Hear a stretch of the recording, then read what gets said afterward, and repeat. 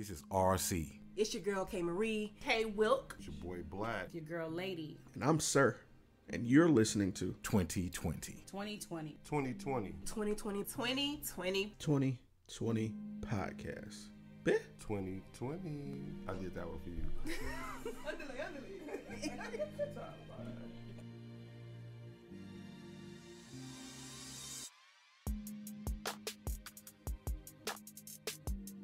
I need 2 takes to say that. Okay. Bear with me. All right. Thank you for tuning in to another episode of A Business Minute. I'm your host, Sirr, and today I'm joined by Miss Latosha Migyon-Williams. And we're here on site, actually, at Architecture Hair Salon.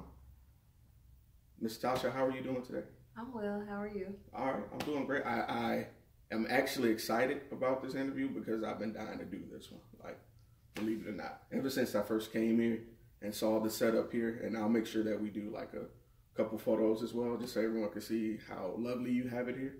I've been dying to get you. So I'm glad you had me. All right. So, Ms. Latosha, if you could, just tell everyone what it is that you do. Well, I have a hair salon, and it's Architecture Hair Salon. I chose the name Architecture because I deal with all different textures of hair, and you know, architecture is in everything. So I put the two together, and I wanted to service every type of hair it was, and people from all walks of life. So and I love making people look good, and transitioning them from relaxed hair to natural hair, or vice versa. You know, I'm into healthy hair. I'm not just into styling hair. All right, I heard that. Okay, so that leads me to one of my favorite starting questions. What inspired you to get into hair as a profession? Well, I knew as a child I wanted to do it. There was something about the lady who used to do my mom's hair and my hair and stuff I saw in the magazines, and I knew the curl needed to be this way or the color needed to be this way. So I paid attention to detail, and I told myself I'm going to learn to do that. And I'm going to learn every aspect of it because I don't like to turn money away. You know, I ran into a lot of that, like, oh, wow, I can't do this. And I said, I don't want to tell anybody else that. You know, right. I want to keep the money here. And if it's something I can do, I do want to have someone featured in the salon who can do that because we keep all the money here. Right. I think it's great to be versatile. Right. A community within a community. Yes. I like that. Okay. So that leads me to my next question. You know, were there any obstacles along this journey, you know, that you encountered, or like anything that? Well, my first obstacle started out, I started just shampooing in a salon when I was about 16. And I learned a lot from the stylist that I work with, so I was kind of doing the bootleg hairdresser thing, shop hopping, you know, trying to avoid state board, and that was an obstacle that I needed to overcome. So I finally got licensed in 2009. I went to school in Atlanta, and that opened up a whole new door for me because everybody in Atlanta was pretty much natural. And I needed to learn how to do that because the world was switching up their ideas of how hair should be and what it used to be and how it can be. So I decided to come here to Mobile where there was a need, and my obstacle was getting people to try something besides a blowout, which is what everybody. That was the thing. Yes, that's what they tended to do, or wear just a small afro. So it actually spread it pretty fast. I came here, and in about 2 months, I built up a full book of clientele just based off word of mouth. I did no advertising. Wow. or anything like that. And I have people coming from all over Alabama, from Mississippi, from Louisiana, and as far as Pensacola and Fort Walton. Whoa. Yeah. So and I'll say I worked in a salon, and I was comfortable working in a salon paying booth rent, but then there comes times where you run into things at different salons, you know, working with different people, and I said, you know, I'm going to open up my own. I don't want to lose clientele going from salons to salon. I want to be stationary, so therefore I opened the salon. Right. And I have been here for a year and 2 months now. All right. So, and then I'm glad you brought that up. I wanted to ask, how long have you been doing hair in this, you know? Well, I've been in the game for about 23 years now.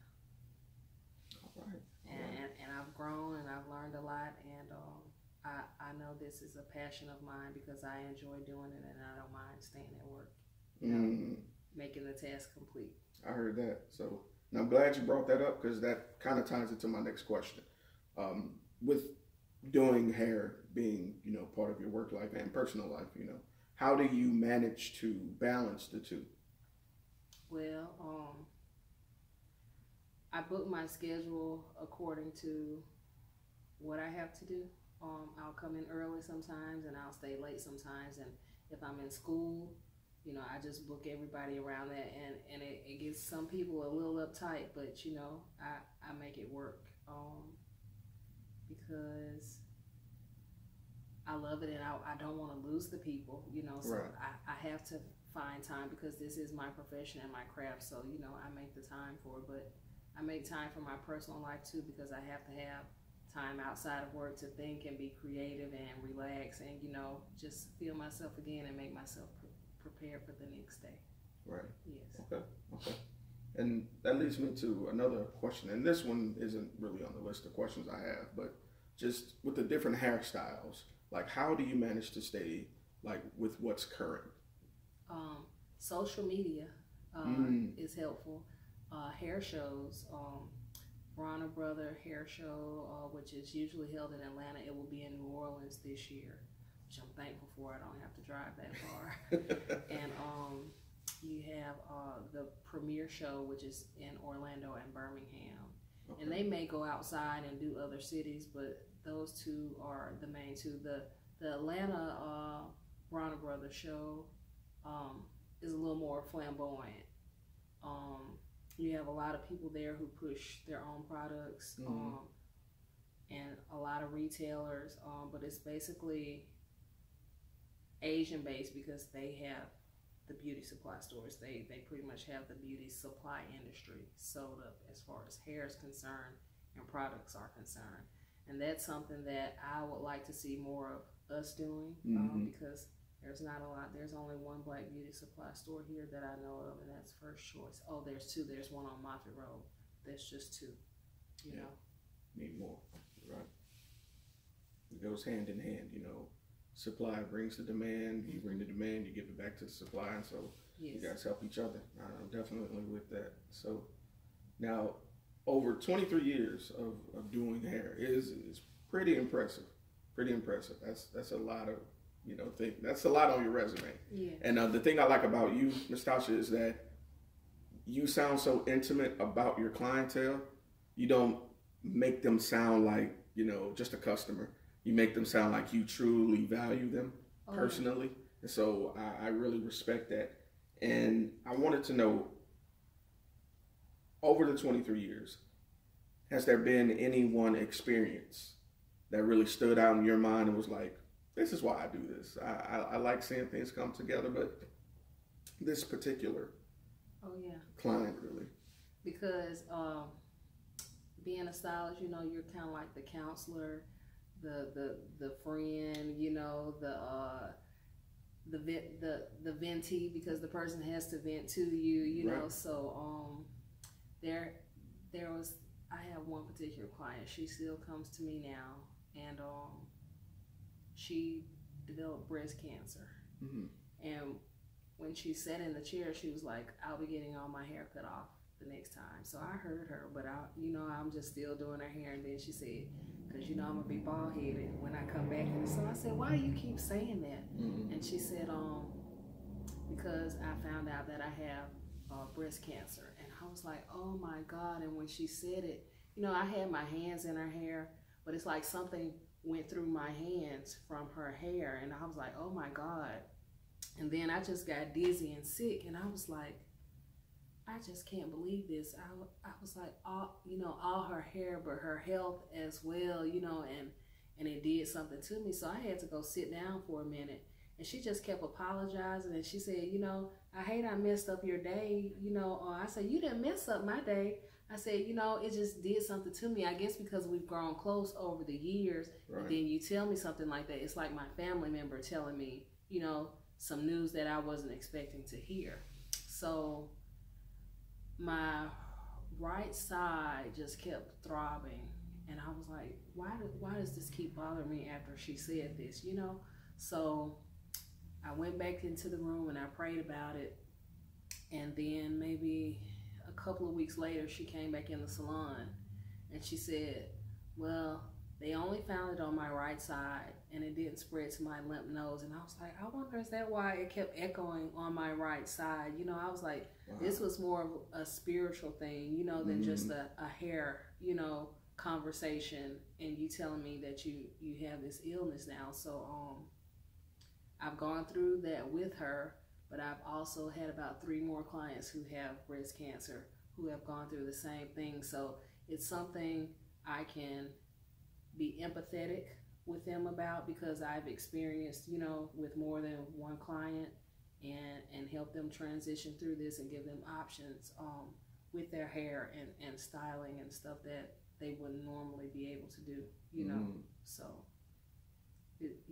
that's the thing for me. I build great relationships, and if it wasn't for my clients, then I wouldn't be here. Right. So it's important that I service them because it's not just about styling. I mean, there's an art, there's a mythology to this, and a science to it, and if I can expose those to it and teach them the things that they need to know, we can have a healthier hair lifestyle.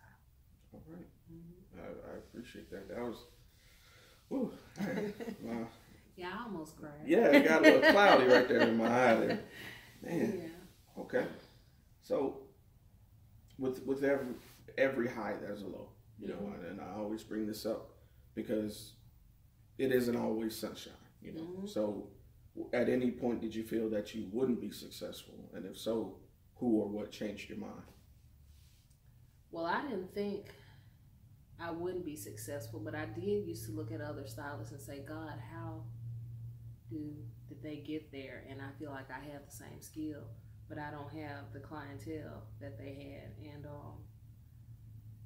when I opened this salon, I was like, okay, now I've gotten to that point where I've built up the clientele. I'm going to open me a salon and I'm going to run it, the way I think it should be ran. And then it's like, okay, I got to get somebody else in here to work because all the overhead is on me, and then I didn't factor in stuff like my sign when I opened the salon and going to school full time and trying to work full time. It was just a lot on me, and I was like, I don't know if I'm going to make it, through this because I've signed this lease and I'm obligated to this lease. Right. And if I don't fulfill it, that's going to go on my credit, I'm going to look bad, and then I'm going to have to go back to where I started at someone else's salon. And I could have sucked that up and did that. I don't have that much pride to not let me move on to the next thing, but it was like, let me figure this out. Let me just step back and pray about it, and take baby steps. And I didn't want to just hire anybody because I wanted this to be a family. I wanted everybody to be dependable because whatever another stylist does will reflect on the entire salon. Mm-hmm.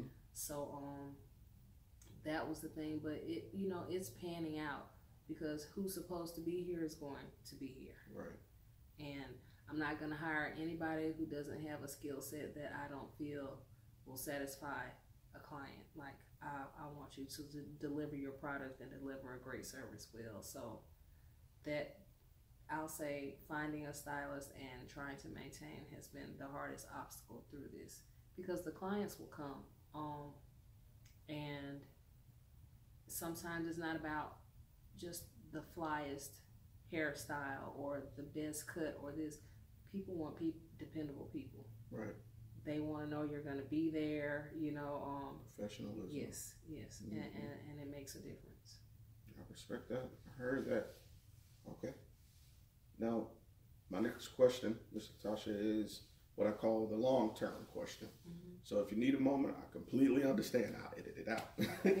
So where would you like to see yourself as a person, in architecture, as a brand, in 1 year, in 3 years, and in 10 years? In 1 year, I like to see myself more spread along the Gulf Coast. As far as the surrounding states, Mississippi, Louisiana, Florida, other parts of Alabama, training those who I can't service and get to, through all these places. So I would love to offer classes and workshops to teach people to do what I do, because I won't be here forever doing it. Right. And it's a secret that I can't keep, so I'll teach it to somebody. In 3 years, I like to see myself in my own building, because this lease will be up, so I will be looking for a building that I can purchase instead of renting, because I see myself outgrowing this space. I always see my future, whether it's 6 months to a year, I just see it, and it's been like that every time, so I can call it how I see it. I'm a person who believes in what I speak, and I want to speak in what I believe. All right. So in 5 years, I like to see myself in some other countries, because I had the opportunity to do a lady from Germany about 3 weeks ago, and her biggest thing was, there's no one to do my hair over there. And she said, there are a lot of Africans, and she said, but they braid, and I don't want braids or extensions. I just want my hair done. And she told me she flew to London once a month to get her hair done. And I said, really? She was like, yes, the whole European country needs you. And I said, well, tell them I'm coming. I am on the way. So, because there's a need, there are a lot of mixed children out there who have parents who don't know what to do with their hair. It's a whole different type of hair. Yes. So, I want to explain globally. Okay. All right. And not just with hair.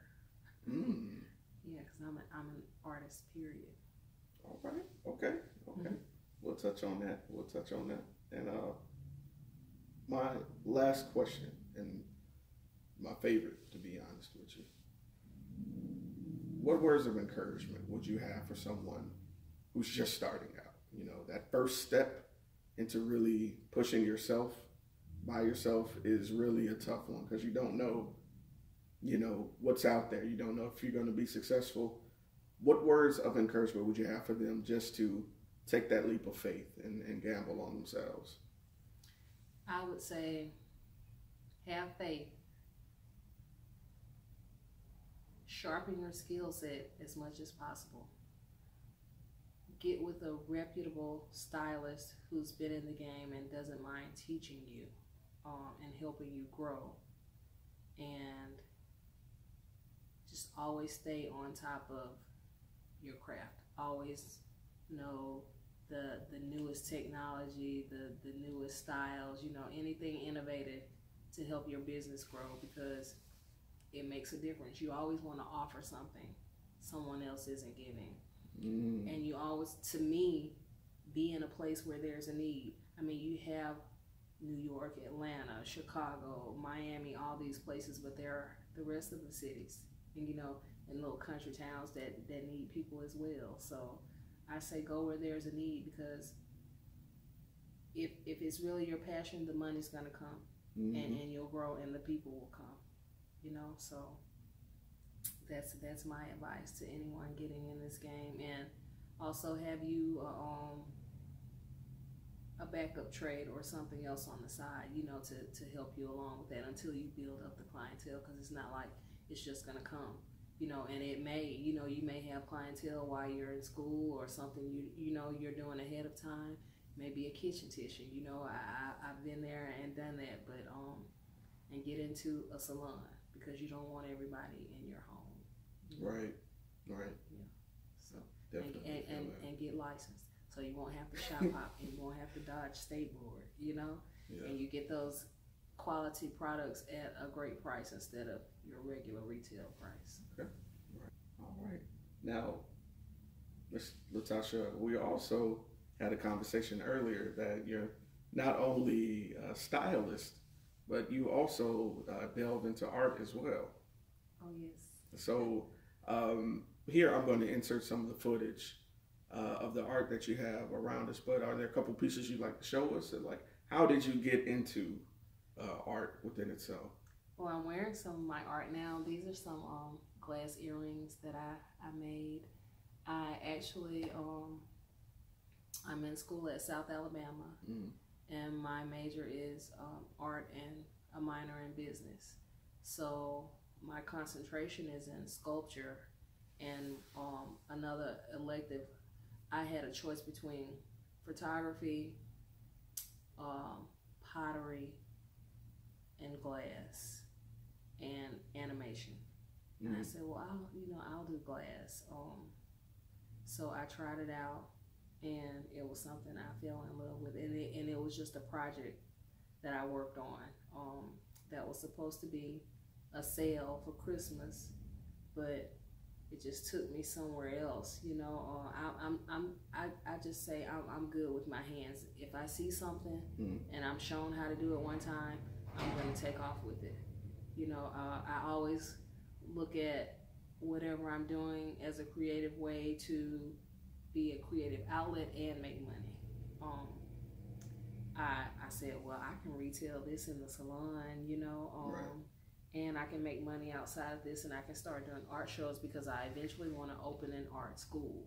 And I wanted to be in the community because I feel like there are a lot of kids who have talents that just haven't been, that button hadn't been pushed for them to open up. So nobody's honing in on their craft, and I like to help them do that because there are skills out here that need to be exposed, and can also help the community because they've taken art out of the schools. Yeah. I don't know of any art schools because when I'm in class at South, there are a lot of kids there who went to art high schools or art middle schools, and I'm like, I didn't have, that option. I took art, but I didn't have that option for someone to teach me the way you guys, have been taught. But they feel like I have something that they don't have, and mine just kind of came naturally. So I'll say doing hair has helped me along with my craft. And I went to school for fashion design, and that helped, just open the door to a little more opportunities for me to gain skills. So I can do a lot. I weld, I do woodworking, I carve stone,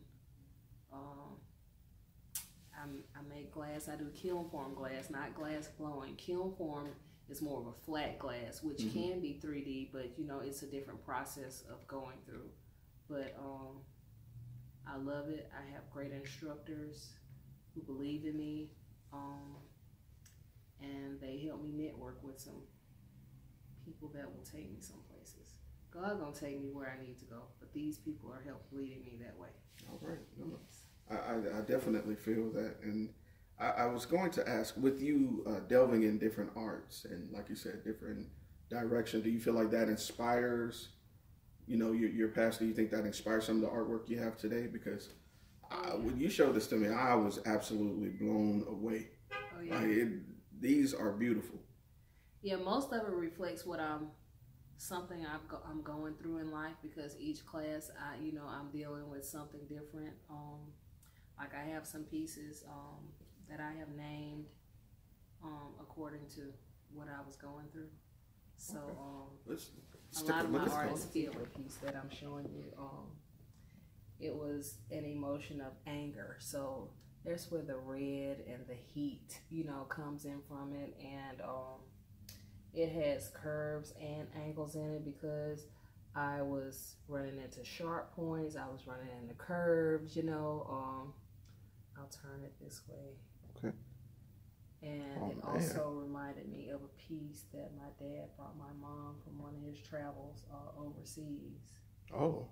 He was a merchant marine, and I was like, oh wow. So So there's a little bit of history, personal emotion, you know, invested in this. And this other piece that I have, it's angles as well. I like triangles. They're fun to work with. I look at it as a trinity of like the head, which is God, and the mom and the dad are the other points, and the child is in the middle. That's just my artistic view of the triangle. Okay. But what I did here was I welded a piece. The glass started out flat. I welded the metal together, and then I put this on top of it and let it mold over. So it took everything that I had together, molded together. Amazing. Yes. And like I was telling you earlier, these pieces are like, I can't describe it. It's like something I literally could see in my home. And you know how you feel, like you said, a connection to something? Mm-hmm. I can't explain what it is, but I love it. And I did notice the triangles. I even noticed you have a couple on your wrist, on your thumb. Oh, yeah. Are there any significance, you know, to those? Just, you know, basically the theory that I explained with the triangle. I love shapes. I love geometric shapes. As you can see, they're all over the salon. They're easy to work with. They're easy to play off of, and you can create a lot with shapes. Right. Yes. So the triangle like that, you know, that's my holy trinity. All right. No, I'm with it. I'm with it. Now this particular piece, this was something I played with in glass. This is actually powdered glass, crushed down to the smallest particle form it can be, and I wanted to make a lace. And so I sprinkle the glass, and this is actually one of my earrings, and I made the imprint in the powder, and then I cooked it and it hardened, and I put this piece on it because it's actually a mask that's going to go to a sculpture that I'm doing now. The sculpture is metal, so I just have to piece it all together, but I just wanted to show you the different ways you can play with the glass. I enjoyed that. And just out of curiosity, what made you to choose that particular earring? Because it was a nautilus, and I have a lot of aquatic glass pieces that I don't have out here, but I was doing a whole theme on water. Why water? I'm drawn to water. Like, I love the Gulf Coast. I'm always gonna live near water. It's peaceful, it's relaxing, it's calming, you know. It washes away, you know, it brings stuff up, so it's just relatable. I'm a Scorpio, so I'm a water sign. I was getting to that. That's yeah. She's a water element. And this particular piece is just the Could you hold it up a little bit for me? There. So I pretty much use stringers, which is a string of glass, and I broke them up and I made some thicker ones. And so instead of laying the glass flat, I turned the glass up when I cooked it. So that's how I get these raised 3D dimensions on here. But this is going to be framed in another in some metal. So this isn't complete, but the glass is complete, but the project isn't complete. Once I get the metal, like, I'm gonna have a show, and I'm gonna show you. Oh, I fully believe you. And I notice, like, and maybe it's just something I noticed, and like I was saying earlier, everyone who sees art sees a different thing, you know. It's no definite answer when it comes to art. I notice a crescent in there as well. And a lot of the things you're describing are feminine, you know, have to do with feminism. The moon being a symbol of feminism, it is itself, and the water and the Trinity. A lot of times the Trinity is also referred to as the chalice, the womb. And so I like this. I see a recurring theme. This is really cool. Now this is a bowl, and I have moons in here. These are like Oh, that's other awesome. planets. And this is actually, now this glass is a reactive glass. You have certain glasses that will react with certain colors of glasses. So the only thing that was pure was this turquoise background. This clear on top. This is black powder, like on the mask that I showed you. Uh-huh. And this other glass was clear, and I have foil. Glass will react with silver foil paper, not gold, not copper, but the silver foil it will react to. And that gave me these reds and these yellows and these greens in here. That's cool. So, and then I put it in a mold and I shaped it because otherwise it would be flat. Yeah. You never know how glass will react. Sometimes it'll do some things that you just never expected. But is that another reason why you feel connected to glass as well, by any chance? yeah, because none of this stuff was planned. I kind of just go by feeling. Right. A lot of people draw and sketch out everything before they do it, but my mind works a little bit different. No, it's funny you say that. I recently interviewed someone, and I asked the same long-term question I asked you, and she says, no, I don't plan that far. And when you hear something like that, at first you're like, you're crazy. Like, how do you plan to be successful if you don't plan? But then she explained it. She says, when you make plans and you set something definite, you're setting yourself up for failure. Because if it doesn't go according to plan, you can challenge yourself. You can get down about it. She says, I fully believe in the power of God, and I have constant faith in the direction he takes me. So in order for me to fully believe in him like I say I do, I let him fully guide me. That's right. And I couldn't say anything. Yes. Man, I respect that. Well, that I'll finish speaking on the jewelry and then I'll get to that. But these are some bracelet cuffs that I have made and just fit on the wrist like this. Those are awesome.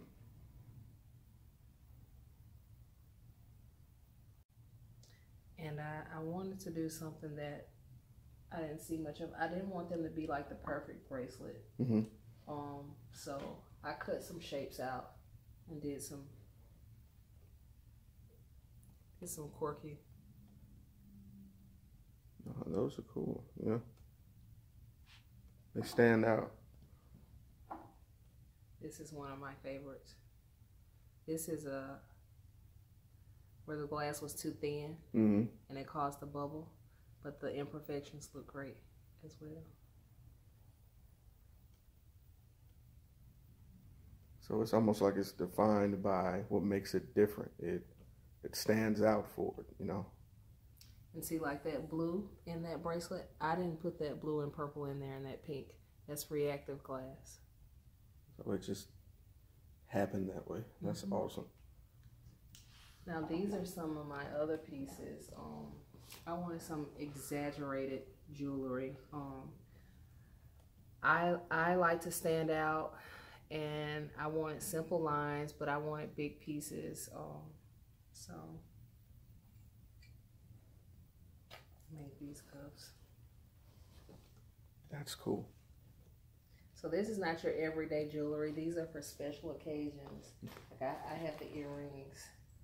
I did triangle earrings, you know, just to offset the circle. The circle, the disc, yeah. Okay. Yes. And I have these other pieces I call timepieces because I wanted them to look like watches, bracelets and watches. And this is one of my favorites because I made all these pieces separate. And then I didn't know what I was going to do with them separately, so I decided to stick them together. And the teacher said, well, that's never been done before. I said, well, we're going to try it today. And this is another one. Oh, that's awesome. So I show people pictures of it. I post some of it on social media, but I don't have a whole line that I like to sell yet, you know, because I don't have access to a kiln. So right now I'm just doing some hair jewelry. This is another bracelet, but this is some of my hair. I've been making little barrettes for the hair. So it has the bobby pins on the back, and it just accents your hair, you know, with the barrettes. And I'm just kind of playing around, but I love playing because I get some of the best things when I play. Yeah, serendipity is a real thing. And this is one more bracelet. This was an experiment I tried, just trying to make something a little different. But it actually came out great. The fit was great. Like, I love the fit. Yeah, that is something out of Ebony magazine. And it takes a team of 3 of us because the heat is up to 1400 degrees. So somebody has to open the door, somebody has to pull it out, and then I do all the shaping. Oh my goodness. So it's very hot, and you can catch on fire, so. Oh no. Yeah, I'll leave it to you, the professionals, you know. Now, this particular piece here is stone. I also carved stone, and it started out as one whole rock. I had no idea what I was doing because this was my first time. And the teacher said, mold something out of clay first. So I made a shape out of clay, and I was like, this isn't really gonna happen with this sculpture because I have no idea how to make a curve in a rock, you know? So I started chiseling away, and I actually was using the wrong chisel. I was using wood chisel instead of stone chisels for stone. So when I was carving, it was doing the job, but he gave me the correct tools, and then when I started using the correct tools, it did more defining. So as I'm chiseling away, I break the rock. I was devastated. I was like, oh my God. I said I would be the first one in class to do this, the first and the only one. So I didn't say anything, and then he came over to check and see what I was doing, and I said, oh, I'm working on these 2 pieces. And he said, he stopped the class, and he did a whole lecture on that broken rock and said, what makes a true sculptor is one who can work with mistakes. And he said, now you have 2 pieces that can become one, or you can make 2 pieces. And so that's how this became. And so what I wanted to do, I'm going to take this apart because you can basically place it anywhere you like to go. But it's very smooth, and it started off like a chalky gray. And then I carved all these lines into it, but it exposes a marble-like finish. And this is the other piece. And all these curves that I made that I thought were impossible. And it reminded me of a dinosaur fossil. Yeah. And I put the glitter on there because I wanted it to look like moon rock. Yeah. So that was the reasoning for behind it. It's funny you bring that up because I had a rock collection as a kid, and so when you told me this was soapstone, I was like, with that glitter, that doesn't. But no, that I appreciate you going back, and that's really cool. And it's actually just fingernail polish, clear. Wow. Fingernail polish with glitter in it, and it gives it that iridescent look. Yeah. And I wanted it subtle. I didn't want it to be like so much, so. Yeah. And I designed one side of the stone and left the other side smooth because I wanted to be that contrast. Yeah, I love it. I love it.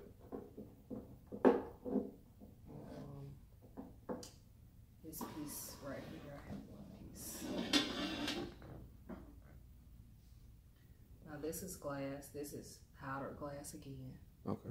And enamel paint that I painted on top of the.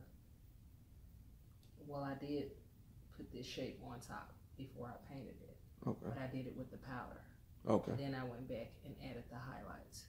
But all my work has been inspired by some type of African art, or that I've researched, because in class our books pretty much covered all European artists, and there may have been 2 pages on Black artists. So whenever we would get assigned an assignment, we would say pick an artist, a reputable artist, someone who you'll find a lot of information on, and base your project off something that they did. And I said, well, I'm always going to look for an African American artist or African artist, because there aren't any, and I know there have to be more out here that's in these books that aren't getting exposed. So I just did my research, and one of my teachers said she absolutely agreed with everything I thought about. We had to do a paper, a 14-page paper. Oh man! And I was like, I'm not gonna do Michelangelo. I'm sorry. I said there has to be somebody else. And so she said, well, I'm gonna give you this book. And her book were all African American artists. And one of the guys in the book, whose name is Lorenzo Pace, was a Black sculptor. And she gave me his phone number. And I did a phone interview with him for my paper. That's awesome. So I also got invited to New York to come work at his art studio this summer. So I'm going this summer, and I'm going to do some more woodworking. Oh man, congrats. And he actually has one of the largest sculptures in Brooklyn, New York, that paid homage to the African and African American trade, when they were brought to the United States. And they ended up boycotting the opening of it because they opened this exhibit on Columbus Day. And it was so much tension going on with that. But I respect that. He's a great artist. He's from Birmingham. He's been in New York for a while, and he, like me, started doing art later in life, earned scholarships and stuff. He just kind of walked up on it. He said in Chicago, a guy doing some wood sculpture, and he went home and tried it, a piece of wood out of the fireplace, and he said once he finished it, his wife said, where did you buy that from? And he said, I did it, and it took off from there. Wow. Yep. So that's a testament, There's no time limit on finding your craft. You're right. I'm going to take that home, digest that. Yeah, I mean, what's for you is for you, and when it comes, it just comes. And like right now, I enjoy what I do, but I know more commas and more zeros will come along with that. All right. Well, Ms. Latosha, it's been an absolute pleasure. Thank you for having me today. Wow, it's a lot to take in one day. This has honestly been one of my favorite interviews I've done. And I'm not just saying that because you're here. I really mean that.